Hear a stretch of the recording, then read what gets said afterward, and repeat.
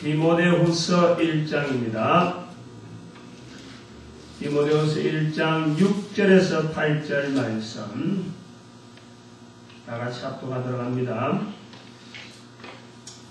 디모데후서 1장 6절에서 8절 말씀 다같이 합독합니다. 시작. 그러므로 내가 나의 안수함으로 내 속에 있는 하나님의 은사를 다시 불일듯하게 하기 위하여 너로 생각하게 하노니, 하나님이 우리에게 주신 것은 두려워하는 마음이 아니요 오직 능력과 사랑과 근신하는 마음이니, 그러므로 내가 우리 주의 증거와 또는 주를 위하여 갇힌 자 된 나를 부끄러워 말고 오직 하나님의 능력을 쫓아 복음과 함께 고난을 받으라. 아멘.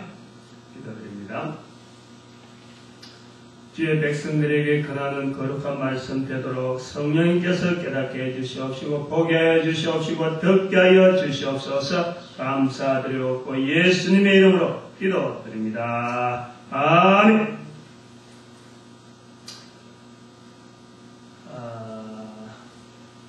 우연히 시작된 방송 장비죠. 방송 장비. 보통 때는 이게 촬영을 안 하는데, 지금 오늘 주제가 이제 정해진 길 3입니다. 일을 할 때, 마가복음 1장 38절 할 때, 사실은 한 번 하고 그만두려고 그랬어요. 예수님께서 가라사대, 내가 복음을 전하러 왔다. 전도를 하리니 우리가 다른 말로 가자. 그래서 그때 그거 하고 그만두려고 했는데, 우연히 촬영을 했죠. 촬영을 하고 그 다음 주도 준비를 하는데 또 정해진 길, 지난주죠. 오늘 또 하는데 정해진 길 세 번째입니다. 계속 촬영을 했어요.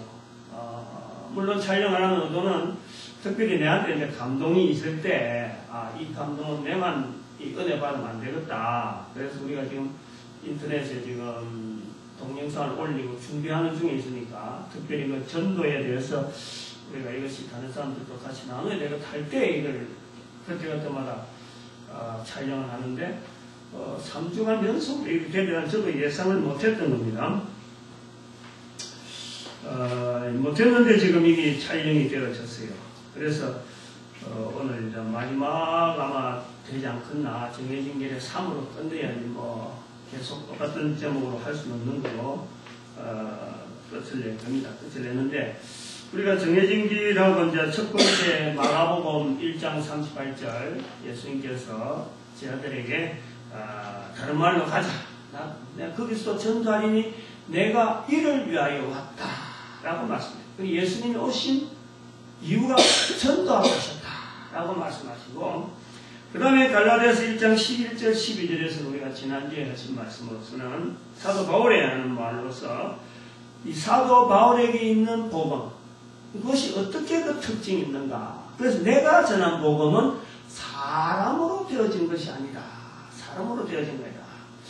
그래서 하나님의 뜻으로 말미암아 예수 그리스도의 계시로 되어졌다. 일반 사도들하고 달라졌던 사도 바울의 걸음을 통해서 이 복음의 어떤 환경에 따라서 변해지는 것, 또 그렇지만 변치 않는 것, 그 두 가지를 품고 있는 그 부분으로 우리가 좀 말씀을 받았고, 오늘은 디모데후서 1장 6절에서 8절에 있는 말씀에 이 주제가 되어지는 것은 8절에 있는 말씀으로 복음과 함께 고난을 받아라. 복음을 전해라 하면 괜찮은데 복음과 함께 고난을 받으라 말씀을 하셨단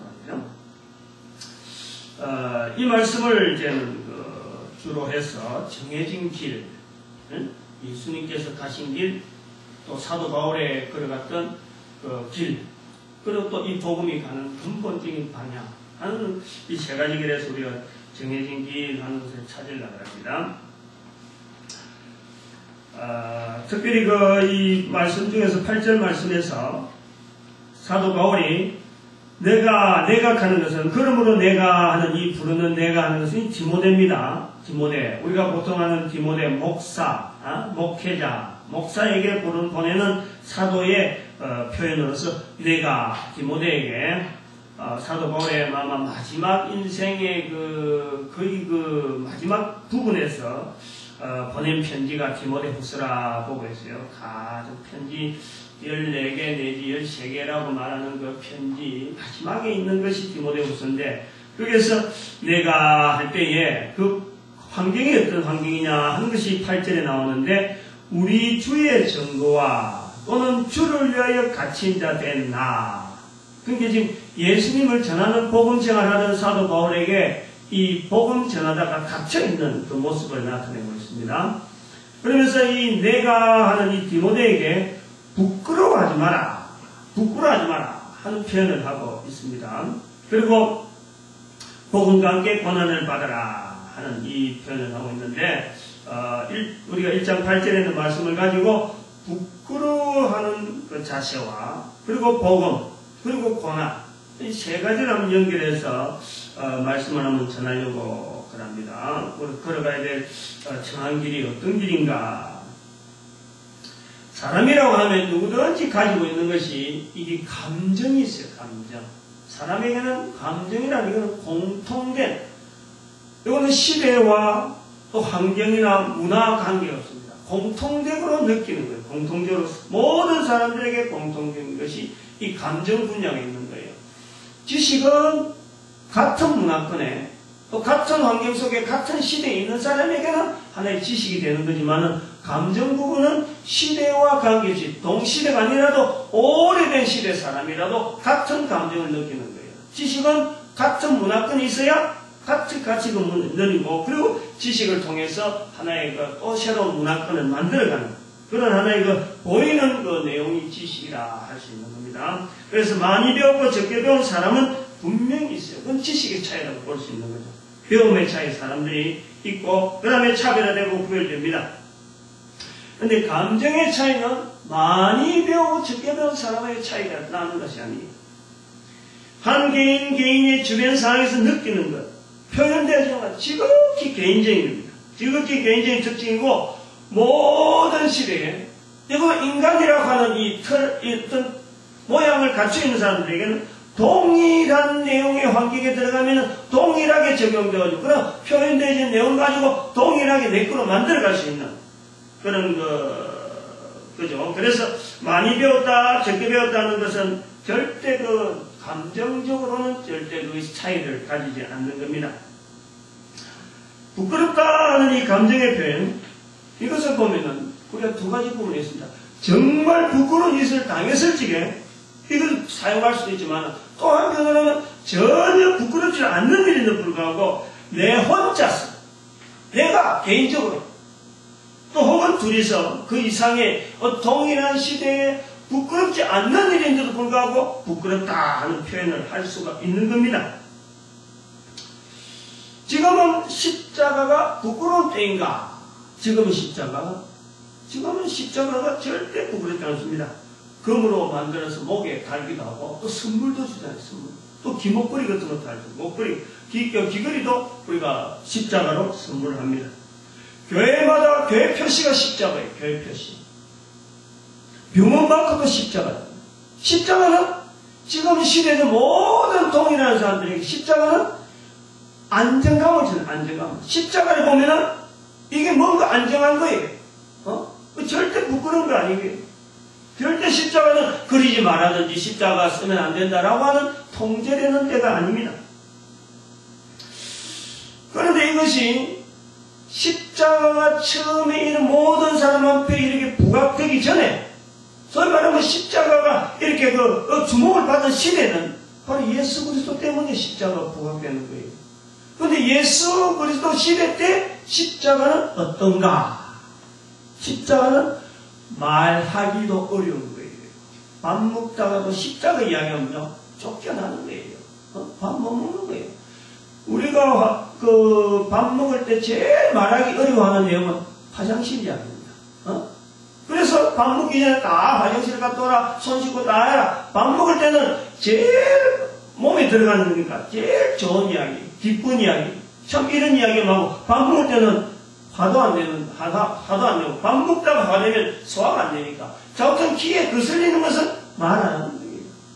그래서 예수님 당시의 이야기 중에서 제일 터부시되고 제일 금기사항은 바로 십자가 이야기입니다. 십자가는 이야기를 꺼낼 수가 없는 거예요. 부끄러운 단어죠. 부끄러운 단어. 2000년 전만 해도 그렇다는 거예요. 2000년 전만 해도. 십자가 이야기는 바로 사형틀, 즉 죄 중에 가장 극악한 죄인이 달리는 십자가가, 그 형이 바로 십자가라는 거예요. 그럴 때 이야기 나오는 건데 일반 사람들에게는 이야기거리가 안 되는 거죠. 한번 일생에 한번 그 이야기를 한번 듣기도 힘드는 것이 십자가입니다. 그만큼 전하는 사람이 없고 말하는 사람이 없고 해야 될 이유가 없는 것이 십자가입니다. 옷을 흐름하게 입어서 부끄러운 경우가 있습니다. 또 옷을 말끔하게 멋진 옷을 입고서도 부끄러움을 느끼는 경우가 있는 거예요. 옷을 흐름하게 입어서 부끄러움이 뭐냐니까, 부자가 괜히 돈이 있으면서도 돈 없는 채 하기 위해서 흐름하게 입는 것은 그건 부끄러움이죠. 부끄러움. 말씀하게 입고 멋진 옷을 입었는데도 부끄러운 것은 뭐냐? 반대로 생각합니다. 끼니도 못 얻어먹으면서 밖에 나갈 때는 그냥 거칠어가 싹 칠하고 화장 빡빡하고 나간단 말이죠. 그러면 다른 사람 볼 때는, 살아가는 형편을 볼 때는 뒤에서 혀를 차는 거죠. 껄껄하는 거죠. 제가 어릴 때 그런 걸 많이 봤단 말이에요. 보니까 어른들이 볼 때, 어른들이 보니 그래요. 어른들이 말씀하는 거 보고 그랬어요, 저는. 참 그 부자가 끼니가 없어서 쩔쩔매는 사람한테 그 사람이 가면은 우리도 먹을 게 없는데 먹을 게 살 때문에 좀 썩어가면서도 얻으러 가면은 우리 먹을 거 없다. 그러면서 그냥 박대는 거야. 그러면 주변 사람들이 뭐 돈이 있으니 뭐 어쩌겠노 하지만은 말은 못하지만 모든 상황에서 욕이 나오고 욕이. 그게 부끄러운 거죠. 청년 처녀가 저희들 동네에서 보니까 아주 키가 멀쩡하고 후대 좋은 남자가 있었어요. 제가 어릴 때 그랬다. 근데 그 집안 사정은 너무 뻔해. 우리 집에 그 어머니가 우리 집 와서 이렇게 뭘 얻어가니까. 그런데 그분 일 하나네. 나갈 때는 항상 제가 있고 탁 있고 막 머리 싹 비싼 데는 항상 옆에는 아가씨가 바뀌는 거예요. 지난번 그럴 때 아가씨 또 그러고 또 아가씨가 멋지게 하니까 좁은 마을에서 말이야. 그런 애는 다 저 청년되고 말이죠. 이 부끄러운 거예요. 그런데 말이죠. 옷을 흐름하게 입으면 입은 대로, 말쏘하게 입으면 입은 대로, 멋지고 당당할 때는 뭐냐? 사실은 옷 입은 자가 문제가 아니더라고. 옷 입은 자는 옷 입은 자에 관계된 자의 자신, 즉 상대방이 그것을 어떻게 보느냐, 거기에 따라서 부끄럽다 부끄럽지 않다는 것이, 옷 흐름하게 입었다, 옷 잘 입었다, 이것 갖고 그 사람이 부끄러움을 당하는 건 아니고, 그걸 보는 사람이 저거 부끄러운 짓이다, 저거 부끄러운 짓이다 라고 하는 것이 이게 부끄럽다 하고 관계된 내용이더라고 보니까. 즉 감정의 문제는요, 지식의 문제는 내가 가지는 문제입니다. 내가 누리는 거예요. 그러나 감정의 문제는 분명히 내게 있는 문제지만은 이게 상대에 의해서 이 결정이 되어지는 거예요. 그 상대라는 것은 관계된 사람이 볼 때 그렇다. 관계된 자의 자세가 그렇다라는 겁니다. 관계된 자가 당당하면요, 상대가 아무리 흐름의 옷을 입어도 관계된 자가 부끄럽지 않게 여기면 되는 거고, 상대가 아무리 부끄럽다 여기더라도 내가 부끄럽지 않다 여기면 괜찮은 거예요. 이게 감정적 표현이 모든 사람에게 동일하게 나타난 하나의 분야라고 볼 수 있죠. 그런데 이 감정적 표현조차 모든 사람이 동일하게 부끄럽다 하고 여기는 그 환경에서 나는 부끄럽지 않은 길을 걸어갈 수 있는 길이 뭐냐? 그게 믿음이야, 믿음. 그게 믿음이야. 우리가 그래서 지정의를 이야기할 때, 지식적인 부분과 감정적인 부분과 믿음이라는 차이를 우리가 좀 정리해서 들어야 될 필요가 있겠죠. 십자가를 부끄럽게 여기는 시대에 십자가를 보면서 자랑스럽게 여긴다면 그거는 둘 중에 하나입니다. 하나는 미친 사람, 하나는 믿음의 사람. 그 둘 중에 둘밖에 없습니다. 모든 사람이 감정적으로 어렵게 여기는 그 상황에서 내가 자랑스럽게 여긴다면 그거는 미친 사람 아니면은 믿음의 사람. 둘 중에 하나가 될 수가 있는 겁니다. 우리가 오늘 본문에 오늘의 부끄럽다 하는 이런 표현에 대해서 사도 바울이요. 참 우리가 아는 사도 바울은 공부도 많이 했고, 남들한테 부끄러운 일을 당하는 일에 대해서는 아주 굉장히 반응이 반사적으로 굉장히 민감하게 반응할 수 있는 그런 사람으로 보아집니다. 굉장히 민감한 것 같아요. 정말 하면은 부끄러운 일은 잃지 않고 너희 나를 부끄럽게 하는 내가 부끄럽게 가는 분에서 이 부끄러움에 대해서는요 굉장히 반응을 민감하게 하는 그런 어떤 과거 어떤 것을 행보를 분명히 지는단 말이에요. 그래서 사도 바울이 스데반을 돌로 칠 때에 제일 먼저 자기가 앞장서고 자기가 증인이 되어질 정도로 이건 죽어 마땅하다 할 정도로 하는 것은 뭐냐니까 자기가 가진 그 학문, 자기가 가진 그 배경, 그 모든 부분의 명예를 걸고 적극적으로 지지하는 거예요. 죽어 마땅하다 하는 걸 지지하는 거예요. 이 부끄럽다 하는 내용에 대해서도 사도 바울이 예수 믿고 난 뒤에 소위 성경에 나타나는 내용을 갖고 볼 때도 서신서 중에서 부끄럽다 하는 내용을 사도 바울은 28절에 관계된 내용을 갖고 기록을 해 남겨놓고 있습니다. 근데 그 28절 중에서 복음에 관계된 것, 복음에 관계된 것은 8절에 있습니다. 복음에 대해서 어떻게 하느냐? 그래서 제가 한번 8절을 해봤습니다. 사도 바울의 서신에서 나타나는 28절에 관계되는데 복음에 관계되는 8절인데 복음에 어떻게 표현하고 있느냐? 로마서 1장 16절 너무너무 잘 알잖아요. 내가 복음을 부끄러워하지 않으노니 부끄럽지 않다 그래요. 이 복음은 모든 믿는 자에게 구원을 주시는 하나님의 능력이 됨이라. 첫째는 유대인이요 또한 헬라인이로다. 고린도전서 4장 14절에는 내가 너희를 부끄럽게 하리고 이것을 쓰는 것이 아니라 오직 너희를 내 사랑하는 자녀같이 권하려 하는 것이라. 고린도서 10장 8절에는 주께서 주신 권세는 너희를 파려고 하신 것이 아니요 세우려고 하신 것이니 내가 이에 대하여 지나치게 자랑하여도 부끄럽지 아니하리라.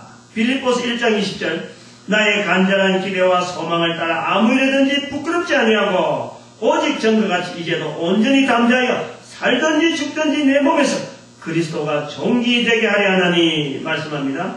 여기까지는 디모데후서에 없는 내용, 디모데후서가 아닌 다른 성경이에요. 그런데 8개 중에서 4개가 디모데후서에서 나타납니다. 마지막 부분이에요. 마지막 부분. 성경의 사도 바울의 마지막 편지에 디모데후서에 부끄럽지 않은 것이 4번이나 나옵니다. 어떻게 표현하냐? 디모데 1장 8절 오늘 우리가 있는 본문 안에 그러므로 내가 우리 주의 증거와 또는 주를 위하여 갇힌 자 된 나를 부끄러워 말고 오늘 우리 본문에 있습니다. 디모데서 1장 12절에 같은 1장입니다. 이르되 내가 또 이 고난을 받되 부끄러워하지 아니하면 또 16절에 원컨대 주께서 오네시모로의 집에 긍휼을 베푸시옵소서. 저가 나를 자주 유쾌케 하고 나의 사슬에 매인 것을 부끄러워 아니하여. 디모데서 2장 15절 내가 진리의 말씀을 옳게 분별하며 부끄러울 것이 없는 일꾼으로 인정된 자로 자신을 하나님 앞에 드리기를 힘쓰라. 부끄럽다는 사도 바울의 반응, 어떻게 이래보면요, 사도 바울은 부끄럽다고 돼서요, 굉장히 민감한 그런 어떤 알레르기를 가진 형상을 볼 수 있는 거예요.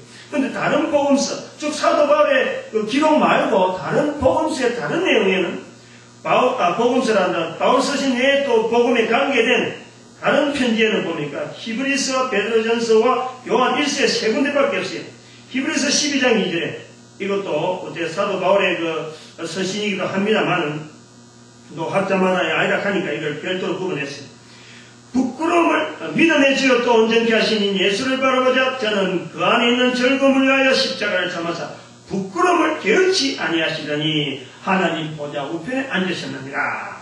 베드로서 4장 16절에 만일 그리스도인으로 고난을 받은 즉 부끄러움 말고 도리어 그 이름으로 하나님께 영광을 돌리라. 요한일서 2장 28절 자녀들아 이제 그 안에 거하라. 이는 주께서 나타내신 바 되면 그의 강림하실 때 우리로 담대함을 얻어 그 앞에서 부끄럽지 않게 하려 함이니라 말씀하는 거예요.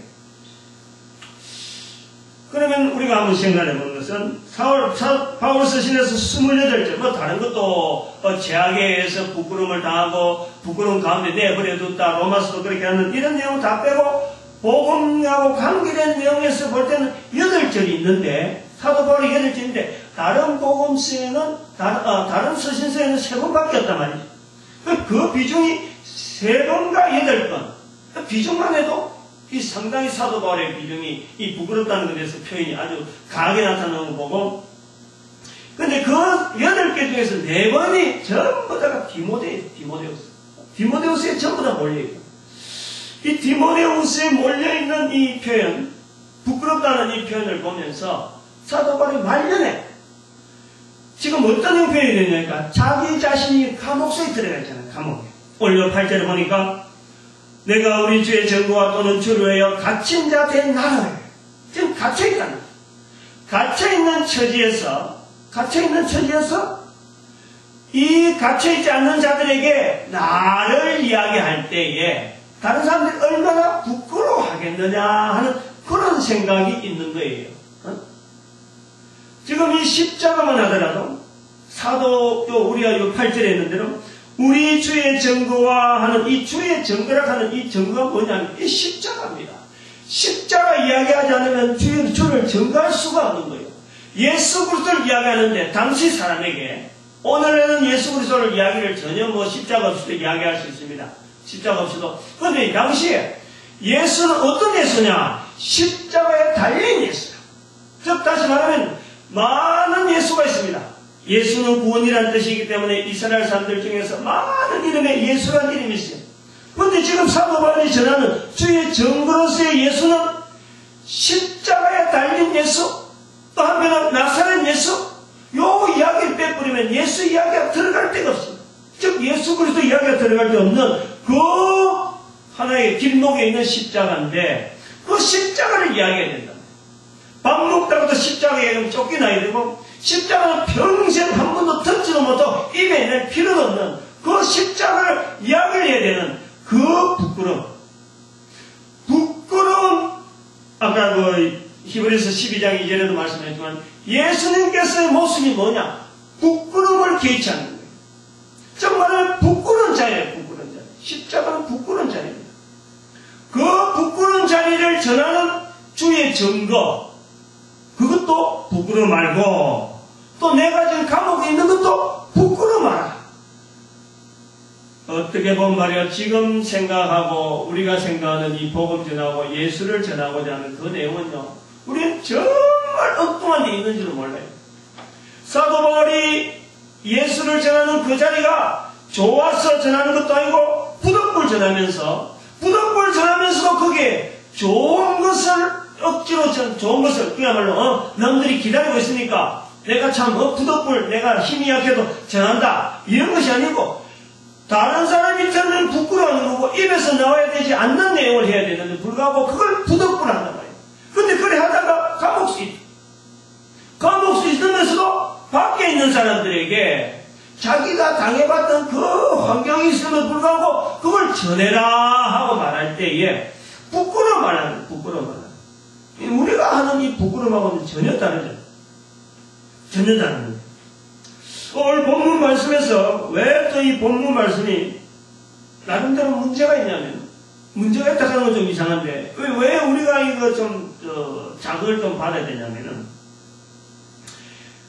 내가 그러므로 8절에 합니다. 그러므로 내가 우리 주의 정부와 또는 주를 위하여 갇힌 자에 대한 나를 부끄러워 말고 여기까지 해서는요 이건 아까 로마서 1장 16절하고 똑같습니다. 하나님의 능력이 나타났으니까 부끄러워 마라 하는 것 같은데 여기서 이제는 오직 그 뒤에 오직 하나님의 능력을 쫓아 복음과 함께 고난을 받아라 복음을 전하는 것이 단순하게 전하는 게 복음과 함께 고난을 받아라. 근데 그것이 뭐냐? 하나님의 능력을 쫓아. 여기에 지금 문제가 있다는 거예요. 다시 말씀드리면은 하나님의 능력 하나 같으면요, 사실은 부끄러운 일도 아닙니다. 하나님의 능력 같으면은 복음의 고난과 함께 복음을 받아 전할 필요도 없는 거예요. 하나님의 능력이 끝나는 거예요. 근데 여기 하나님의 능력이 들어가요. 모든 것이 가능한 하나님의 능력으로 모든 것이 운행되고 승리되고 우리 오늘 살아가는 것도 다 하나님의 능력인데 그 하나님의 능력을 쫓아 복음의 고난을 받아라. 복음과 함께 고난을 받아라. 이 말이 안 맞는 거예요. 말이 안 맞는 거예요. 그래서 하나님의 능력 이야기하면서 왜 여기에 부끄러움의 이야기를 왜 구태하게 되느냐? 구태하게 되는 이유는 하나님의 능력을 전해라는 것은 아까 로마서 1장에도 나와 있지만 하나님의 능력이 됨이라 한 것은 연결된 것을 보지만 자기 자신이 지금 같이 있는 거죠. 같이 자기 행동을 자기가 좀 다른 사람한테 표시할 수 있는 능동적인 표현이 없잖아요. 그냥 말로만 갖고 다른 사람의 내 의사를 알리고 그 사람을 움직이게 만드는데 그거 부끄러워하지 마라 하고 하는데 자기 위치가 지금 갇혀있는 위치야. 그래서 갇혀있다라는 것에 대해서 하나의 자기 자기가 생각하는 마음이 다른 사람에도 같이 있을까 하고 그것을 이제 자극하는 거고 그래 하지 마라 하는 거고 이제 하나님의 능력을 쫓아 복음과 함께 고난을 받아라 하는 부분에서 우리가 연결해 보면은 왜 하나님의 능력을 쫓았는데도 불구하고 복음과 함께 고난을 받아라 라고 권할까 하는 부분에 오늘 이 문제의 초점을 지금 이제 말씀을 우리가 받고 정리를 하려는 거죠. 이 말씀을 하기 전에 제가 예화를 하나 들으려고 합니다. 있었던 일이니까. 요즘 청소년 사이에 가장 인기 있는 부흥 목사님을 들라 그런다면은 우리 국내에 제가 보니까 문대식 목사님을 거론을 많이 하더라고요. 문대식 목사님. 그런데 사실 저는 이분에 대한 이름조차 불과 지난주에 내가 그걸 들었어요. 내가 잘 몰랐어요. 금년 8월에 저희들이 이제 청소년 대상으로 해서 전도 집회를 한번 해야 되겠다 하는 기획을 설날에 한 거예요. 설날에 14일날 설날에 한 거예요. 그래서 그날 저녁에 이걸 초안을 완전히 확정하고 이제는 사람을 어떻게 준비해야 되냐 그것도 몰라가지고 막 쩔쩔맸는데 지난주일날 우리 교회에 왔던 삼성전자 연수생으로 와 있던 김민수 씨가 그 이야기를 해요. 우리가 전도 집회 하려고 한다. 청소년 대상을 하려고 한다니까 자기가 대뜸 하는 말이 청소년 집회 하려고 하면 강사를 잘 섭외해야 되고 그 다음에는 싱어 그룹 이런 사람들을 잘 섭외해야 된다. 그래야 돼요. 그래서 그러면서 문대식 목사를 거론하더라고요. 제일 먼저 지금 문대식 목사님을 아마 청소년들이 제일 좋아한다고 했어요. 그래서 제가 이제 21일날 그 이야기를 듣고 지난주일날 21일 월요일 아침부터 인터넷에 매일갖고 도대체 문대식 목사님 어떻게 연락이 되냐? 막 헤맨 거예요. 이름만 가고 치보니까 이름은 많이 뜨는데 어느 교회인지를 잘 모르겠는 거야. 그래서 한참 하다 보니까 교회 이름이 나오면서 접속을 했어요. 그 교회 들어가니까 동영상이 있어갖고 동영상 하나 따기를 해갖고 그분이 도대체 주로 내용이 뭐냐 하고 이제 그걸 이제 발췌를 이제 해야 되니까 그러면서 틀어놓고 전화를 했습니다. 월요일 날이니까 마침 목사님 통화했어요. 그래서 우리가 청소년 전도 집회를 하려합니다 하니까 날짜를 이야기했다고. 날짜를 이야기하는 게 방학이라. 방학 때는 이미 안 된대. 방학 때는 겨울 방학조차 그렇게 8월 달에 방학을 내년 겨울 방학 때조차 아마 예약하기 힘들 겁니다. 이러는 거예요. 그래서 이미 선약 다 됐다고 해서 무산됐어요. 그래서 청소년 선호가 참 대단하다 하는 것을 느꼈는데 제가 그 동영상을 가만히 들어보면서 그랬어요. 어째서 이분이 청소년들한테 이렇게 어필할까 하는 것을 제가 이제 파악을 해볼 때 두 가지 부분이 하나 분명히 있어요. 하나는 젊은 애들이 쓰는 이 표현들, 이 말 언어들, 이 의의를 정리를 빨리 해주는 거야. 개념을 빨리 정리해 줍니다. 애들이 듣기 좋도록. 그러니까 애들 중에 통하는 말을 가지고 개념을 신앙적인 개념이든 어떤 간에 교회에서 돌아다니는 개념들을 빨리 이렇게 정리를 해야 돼요. 옛날에 어느 목사님은 청년들에 대해서 그런 걸 많이 해갖고 어떤 센세이션을 일으켰는데, 하나는 이제 그래서 이 반응이 좋고, 또 하나는 뭐냐니까 그분 표현이 그래요. 자신에게 하나님께 주시는 이 놀라운 능력이 있단 말이에요. 그래서 모인 자리는 아마 우리 교회보다는 조금 크지겠지만 좀 비좁은 것 같아요. 전체적인 화면을 비춰놓은 보니까 좀 좁은, 서울이니까. 모인 자리가 비좁아서 일단 한 번 오면은 나갈래야 나갈 수가 없다. 왜냐면 다른 사람은 신발도 막 신발을 뜯는 것 같더라고. 신발 챙기고 자기 신발 찾아가려고 하면 아마 너무 신발 가져갈 확률이 높다. 그래서 나갈 생각 하지 말고 앉아있거라. 근데 한 번 오보면은 다음에 올 때는 안 빠지려고 더 빨리 오게 된다. 왜냐면 하나님의 능력이 있으니까. 하나님 주신 능력이 있고 병 고치는 능력이 있다고 하면서 예화를 많이 들더라고. 어떤 일들이 있었다 사고만. 응? 자기는 별로 한 거 아닌데 하나님이 그걸 하시다고 영광을 하나님에 돌리려고 하는데 능력에 의해서 이렇게 그 사람들이 모이는. 그러면서 젊은 애들하고 이제 겨냥이 되어서 수요일날 예배를 또 특별히 강조를 하는데, 그래서 제가 이제 이 참 한국 교회가 이 젊은 목사, 아주 젊어요.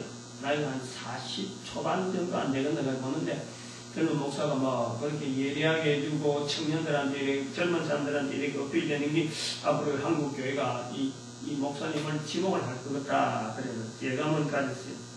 근데 이제 제가 문제가 뭐냐. 오늘 본문하고 말씀을 연결해 보면은, 그렇다면은 하나님의 능력을 쫓았는데, 하나님의 능력을 쫓았는데 왜 복음과 함께 고난을 받으라 했느냐. 이 본문 말씀이 안 맞는 거예요. 그거 비춰보면 반드시 틀리는 거예요. 한쪽은 틀리는 거예요. 젊은 사람이 교회 안에서 목사님이 능력이 있으면은 교회는 자연히 사람들에게 날려오게 됩니다. 하나님의 능력이 나타나면 반드시 사람이 몰려오게 됩니다. 구도가 그래요.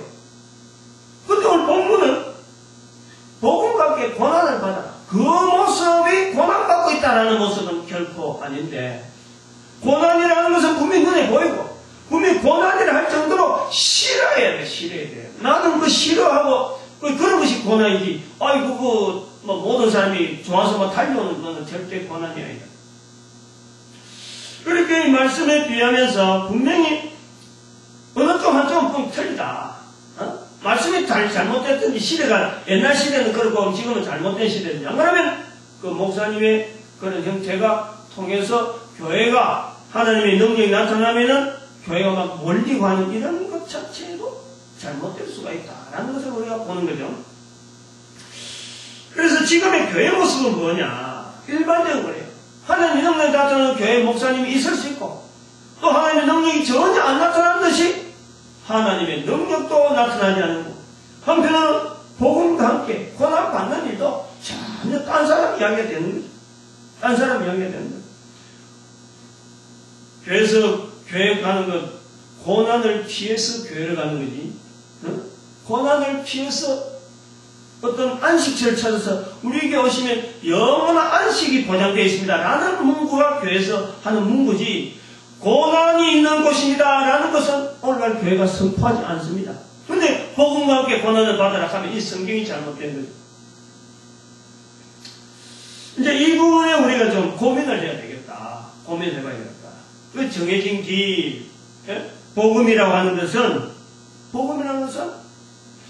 말씀대로 하면은 예수님이 복음을 전하러 왔다, 전도하러 왔다 하고 복음을 전도하러 왔는데, 그 예수님께서 가시는 길은 십자가 길이 있다.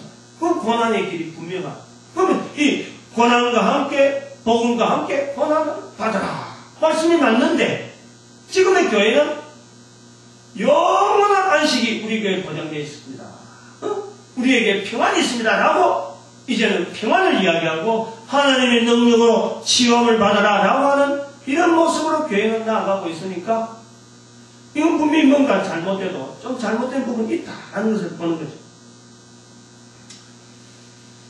아까도 말씀했습니다만은 미쳤다 소리 듣는 거하고 믿음은 성질이 같습니다. 이걸 우리가 좀 알아놓으면 좋을 것 같아요. 이걸 우리가 좀 이렇게 그 믿음 생활 한다 하는 부분에서 이걸 좀 같이 겸해서 봐야 돼요. 지식적인 부분에서 안 맞습니다. 감정적인 부분도 안 맞는 거예요. 그런데도 자기 혼자서 저기 맞게 하는 건 미쳤습니다. 분명히. 그건 우리가 믿음도 마찬가지예요. 지식적으로 사도 바울 같은 지식 갖고도 안 되는 거죠. 사도 바울 같은 감정을 갖고도 부끄러운 감정 갖고도 안 되는 거예요. 그 자리에 가는 거예요. 믿음이라 볼 수 있습니다. 믿었다는 것과 믿음이 다른 것이 뭐냐? 요 차이를 알아야 돼요. 차이. 믿었다는 것은 자기 멋대로 하는 거고, 자기 어떤 규제가 없어요. 세상을 거르고, 문화적인 걸 거스르고, 자기 마음대로 활동하지만은, 그렇지만, 방향이 없어, 방향이. 근데 믿음은 어떤 거냐? 믿음은 모든 사람을 옳은 대로 인가해요.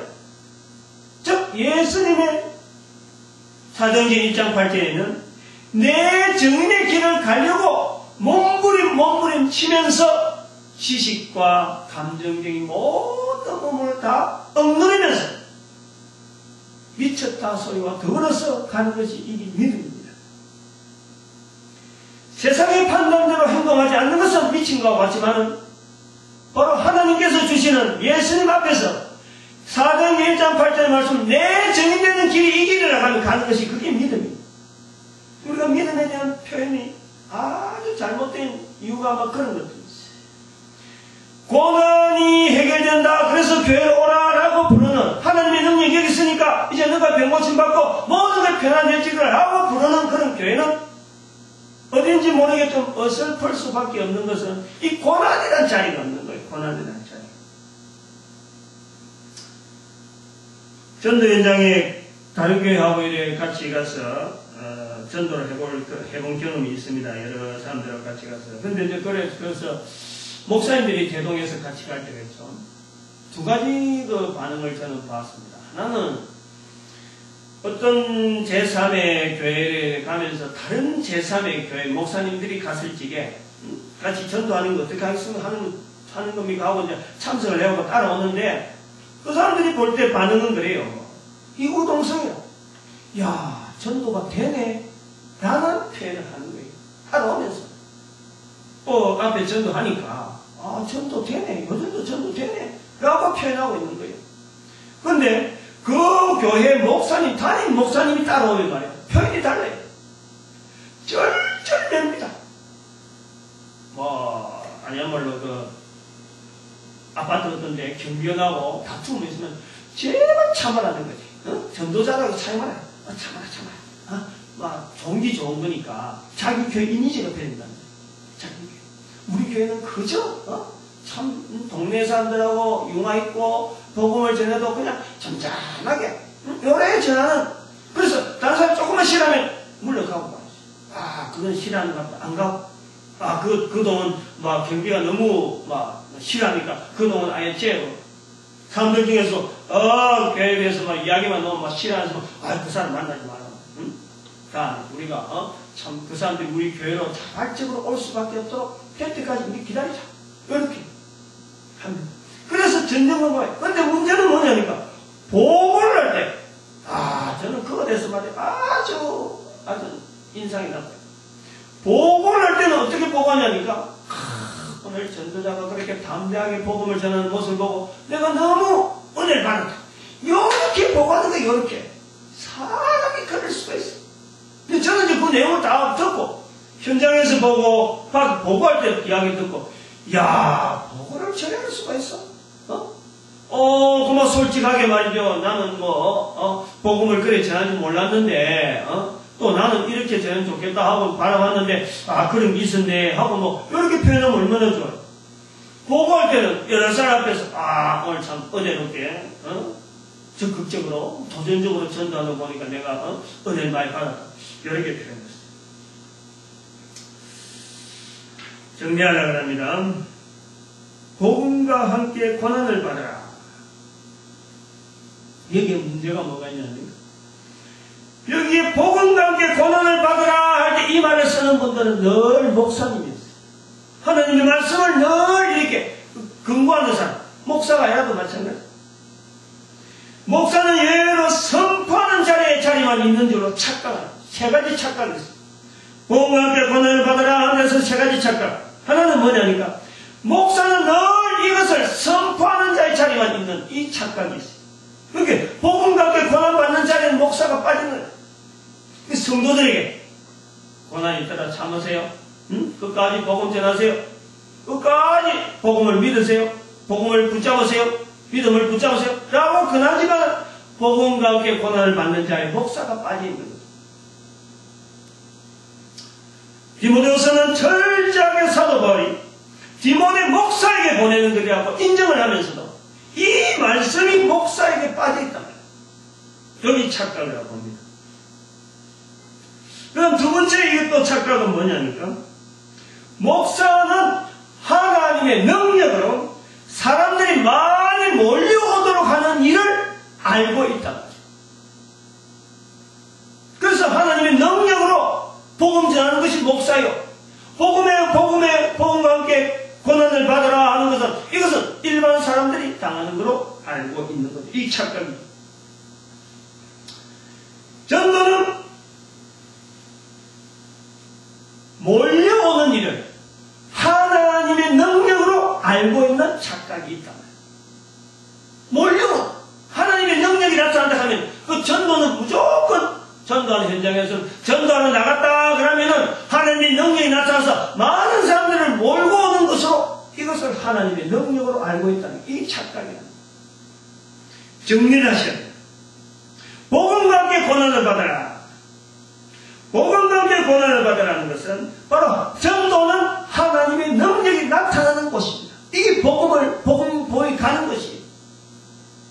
하나님의 능력이 나타나는 것이 바로 복음이 가는 것이에요. 그런데 하나님의 능력이 어떻게 나타나냐? 요걸 보는 거죠. 요걸 하기 위해서 아마 오늘 촬영을 하게 했는지 몰라요. 하나님의 능력이라는 것이 있어 말이죠. 죽은 사람 벌떡부터 일어나고 무리로 걷는 이것이 하나님의 능력이 아닙니다. 철저하게 하나님의 능력은 나와 같이 적은 입술에서요. 피조물의 입술에서 한 입에서 거짓말도 나오고 나쁜 일도 얼마나 나고 저주도 하고 칭찬도 하고 찬양도 하는 이 입술에서 하나님의 거룩한 이름이 입술에서 나가는 거예요. 이게 하나님의 능력이 아닙니다. 별로 아멘 안 하거든요. 여러분 한번 보십시오. 하나님의 이름이 어디서 나올 것 같아요? 하나님의 이름이 텔레비전에 나올 것 같아요? 하나님의 이름이 넘어서 죽은 사람 벌떡 일어나는 하나님의 이름이 나올 것 같아요? 하나님의 이름은 입에서 나와요. 입에서. 전하는 자 입에서 나와요. 바로 하나님의 능력이 예수 그리스도 이름이 내 입에서 나오는 그게 바로 능력이에요. 내 입에서 나와서 사람의 귀에 들리는 것이 바로 이게 하나님의 능력이란 말이에요. 여러분 이것을 우리가 성도가 말이죠. 이것을 누려야 돼. 응? 하나님의 능력을 누리는 자리가 있어야 된다. 성도라고 하면 이것이 없는 거죠. 이것이. 응? 성도에게 있는 분명한 자리는 하나님의 능력이 나타나는 통로인데 이 하나님의 능력을 누릴 줄 모르고 바라지도 않고 소망하지도 않고 이것이 전혀 다른 사람이 일로 알아보고 있는 환경에 우리가 살고 있는 거죠. 그러니까 북군인이 당하는 것도 겁나고 복음 전하는 일도 겁나고 하나님의 능력은 분명하게 죄와 허물로 죽었던 한 인간의 입에서 예수 그리스도 이름, 모든 인간을 살리는 죽은 자를 살리는 예수 그리스도 이름이 듣는 귀에 향해서 나가는 거예요. 귀가 막혀서는 안 됩니다. 귀는 항상 열려있고 내 입에 순종만 하면은 하나님의 능력이 나타나는 거예요. 성령이 너에게 임하신 하나님의 능력, 성령이 너에게 임하시면 너희가 권능을 받아. 이 권능이 바로 입술의 권능이에요. 내 입에서 여는 이 순종의 권능이에요. 순종의 권능. 이게 아무나 되어지는 건 아니잖아요. 세상에 60억 인구가 있는데 60억 인구가 다 이 복을 받는 게 아니라 예수 그리스도 믿는 자들에게 누구든지 이 건세가 있을 수밖에 없어요. 있다고 믿는다고 하면서 이 건세를 안 쓴다고. 하나님의 능력이 있음에도 불구하고 안 쓰는 게 순종하지 않는 거예요. 순종하지 않는 입술 때문에 하나님의 능력이 나타나지 않는 것이지 하나님의 능력이 없어서 우리가 내가 일 못하는 건 아니란 말이야. 내가 복음 전하는 자리가 내가 누리지 못하는 그것은 하나님의 능력이 없는 게 아니라 순종이었다. 순종. 입술의 순종이었다. 가장 간단한 입술의 순종. 다른 말은 수없이 많이 하면서 하나님의 능력이 나타나는 그 순종은 하지 않는 완악함이죠. 완악함. 바로 전도가 정해진 길입니다. 성도로서는 당연히 나타날 수밖에 없고 목사는 당연히 또 전도할 수밖에 없고 사도는 당연히 전도할 수밖에 없고 예수님조차 전도할 수밖에 없는 정해진 길이. 그러나 그 정해진 길이 있어야 될 환경이 바로 이 세상이라는 것은 이거는 넣을 수가 없습니다. 이 세상은 고난이라고 하는 환경을 항상 배제할 수밖에 없어요. 가만히 앉아갖고 아이고 그거 전했으면 내가 너무 기쁩니다. 그런 길이 있으니까 싸내고 저가 보따리라고 없었으면 복음이라는 것도 있을 수가 없어요. 가만히 있는데 무슨 복음입니까? 가만히 있어야 되는 일 같으면 복음이 아니죠. 너무너무 귀한 거니까 너무너무 귀한 것을 안 드리려고 하는 심령들에게 안 드리려고 하는 기회 들리게 하는 이것이니까 고난이 따라올 수밖에 없어요. 가야 되고 가기 위해서 또 먹어야 되고 먹기 위해서 또 돈도 벌어야 되고 돈 벌기 위해서 또 몸도 건강해야 돼. 이 모든 환경 하나하나가 고난이라는 환경 속에서 바로 복음이 분명한 성도에게 주어지는 하나님 능력이 나타나는 통로이기 때문에 고난과 복음 그리고 하나님 능력은 같이 갈 수밖에 없다. 그래서 오늘 우리가 본문의 말씀에서 디모데후서 1장 8절에 갇힌 자 되어 있지 마라. 자기에게 있던 그 수많은 명예 가장 확실하게 되어 있던 자기 진로 모든 것을 거부하고 지난번에 갈라디아서 1장에서는 자기 부모 형제도 다 거부해버리고 오직 유일하게 이 길만 걸어갔던 사도 바울의 걸음이 있었으니까 디모데에게 이 길을 걸어가는 거고 또 그러한 걸음이 있었으니까 우리에게 복음이 전해진 거예요. 또 그런 복음의 걸음이 있으니까 앞으로 누군가 들어야 되겠죠. 근데 우리가 싹 막아버리면 내 입에서 복음이라는 입이 복음이 전파된 입이 싹 막혀버리면 다음에 들을 사람이 없는 거예요. 확실한 거예요. 확실한 건 다른 말이 없죠. 복음 전하는 사람에서 누가 듣겠어요? 사도 바울이 바로 이걸 갖고 고민한 거예요. 전한 자가 없으니 누가 들으려? 전해야 되는 자리가 분명히 한데 그 전해지는 자리는 고난이라고 하는 것은 분명하다. 오늘 교회가 우리 작은 교회 왜 성도도 없는데 목사님이 저렇게 피 흘려 할 필요가 있느냐 하고 하지만 전 세계를 향해서 지금 꿈을 가지고 있는 교회입니다. 그래서 사람은 없더라도 제가 수많은 60억 인구를 항상 염두에 두고 말씀을 전하는 거예요. 교회가 오늘날 교회가 2000년 동안 넘어오면서 말이죠. 2000년 동안 넘어오면서 변질 안 될 것이다 하는 그 착각 속에 우리 교회는 2000년 전의 교회가 똑같다는 그 착각 속에 모든 교회가 빠졌다. 분명히 변질되어 있는데 그 변질되어 있다는 것은 벌써 믿음의 표현도 엄청나게 변질되어 있죠. 잘못 믿으면서 내 믿음이 올바를 수 있다라고 하고 그냥 그렇게 하는 거예요. 그게 안타까우니까 교회에 있는 모든 성도들에게 정말로 이 복음의 능력으로 인해서 하나님의 능력이 나타나는 통로되는 이 복을 제발 좀 누리달라고 이렇게 비디오도 찍고 이렇게 합니다. 어떻게 결론 날지 어떻게 쓰일지는 하나님께서도 때가 되면 쓰시겠죠. 이 자리에 만난 우리 모든 성도들 발걸음을 통해서 우리가 고민해야 될 자리는 내가 하나님의 능력을 누릴 분명한 한 사람인데 내가 하나님의 능력을 과연 누리고 있느냐 하는 고민은요 분명히. 근데 입술이 과연 복음 전하는 입술이 되어 있느냐? 그럼 내가 고난이라고 하는 환경 속에 내가 과연 가감하게 뛰어들려고 하는가? 그런 믿음이 있느냐? 하는 것에 대해서 우리가 늘 절실하게 하나님 앞에 참 부르시되 실험을 해봐야죠. 반드시 하나님께서 성령의 능력으로 인해서 사도 되는 자리, 제자 되는 자리, 목사 되는 자리, 이 참 어마어마한 자리들 우리에게 허락되어질 것입니다. 이 땅에 있는 동안에 풍성히 누리는 귀한 발표가 되길 간절히 바랍니다. 기도드립니다.